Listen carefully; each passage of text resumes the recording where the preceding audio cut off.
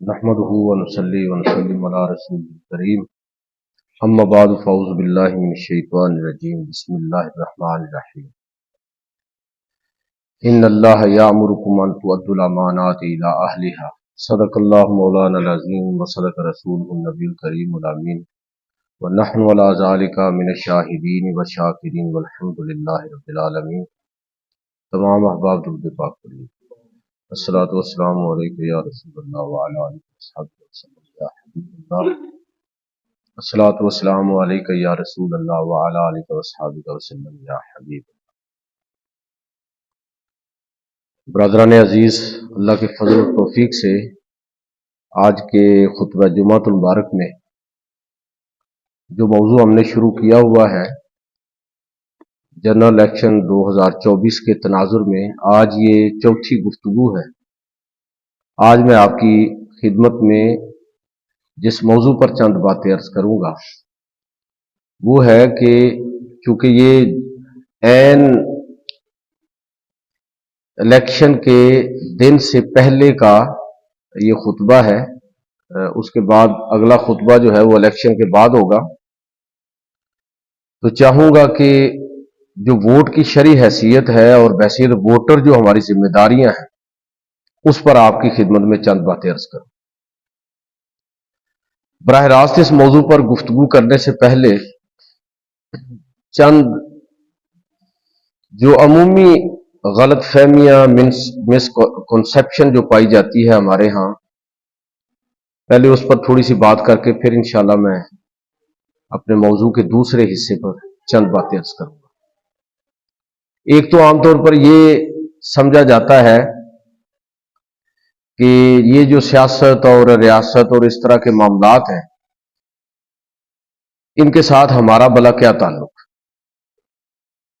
میں عرض کرنا چاہوں گا کہ اس وقت جو جدید ریاستی نظم دنیا کے اندر قائم ہوا ہے تو اس کا تقاضا سمجھتے ہوئے بہت آغاز میں پاکستان بننے کے متصل بعد کراچی کے اندر پاکستان کے تمام مسالک کے 31 نامور علماء نے جمع ہو کے کچھ اصولی باتیں طے کی۔ کہہ لیجئے کہ وہ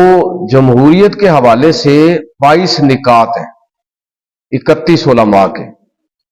جس میں یہ اتفاق کیا گیا کہ اس وقت جو دنیا کے اندر ریاستی نظم قائم ہے اس میں نظام جمہوریت اس کو خلافت کے متبادل کے طور پر تسلیم کیا جائے۔ جب موقع اور وقت اور حالات ہوں گے کہ ہم وہ اصل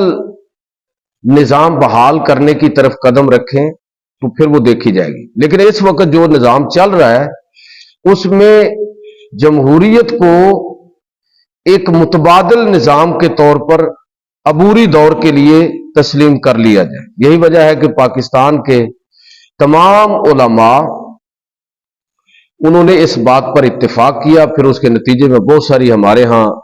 باضابطہ مذہبی دینی جماعتیں وجود کے اندر آئیں، کچھ پہلے سے بھی موجود تھیں۔ تو یہ جو انتخابی سیاست ہے اس کو ریاستی نظم کے تابع اور اسلامی جو نظام ریاست ہے اس کے تناظر میں اس کو باقاعدہ ایک دینی عمل قرار دیا گیا۔ بدقسمتی سے بہت سارے لوگ تقویٰ کے نام پر یہ سمجھتے ہیں، وہ اپنے آپ کو ہم کہتے ہیں کہ ہم بڑے متقی ہیں، کہتے ہیں یہ ہمارا اس چیز سے کیا تعلق، یہ تو دنیا داری ہے۔ تو اس چیز کو سمجھنا بڑا ضروری ہے کہ ووٹ اور مذہب کا آپس میں کیا تعلق ہے۔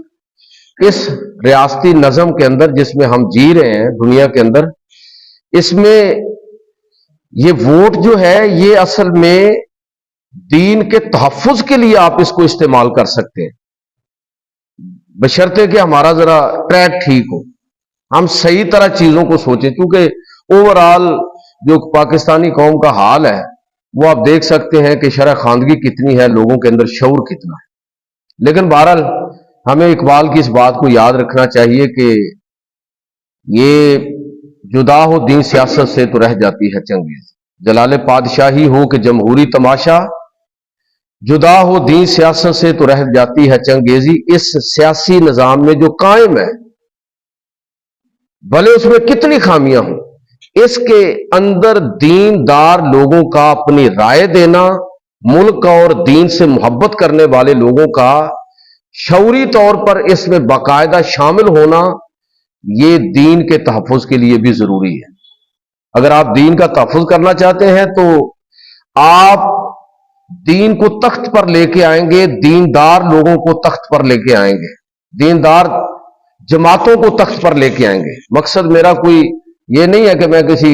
मजहबी जमात की सिफारिश कर रहा हूं, बल्कि मकसद मेरा यह है कि वो जमात, चाहे वो कोई भी हो, जो मुल्क पाकिस्तान, आईने पाकिस्तान, दस्तूर पाकिस्तान और जिस नाम पर यह मुल्क हम हासिल किया है, हमने, हमारे बुजुर्गों ने कुर्बानियां दी हैं, उस पूरी फिक्र को लेके आगे बढ़े और रियासत पाकिस्तान को के अंदर इस्लामी निजाम की बात करें। हमें उसको सपोर्ट करना चाहिए। दीन का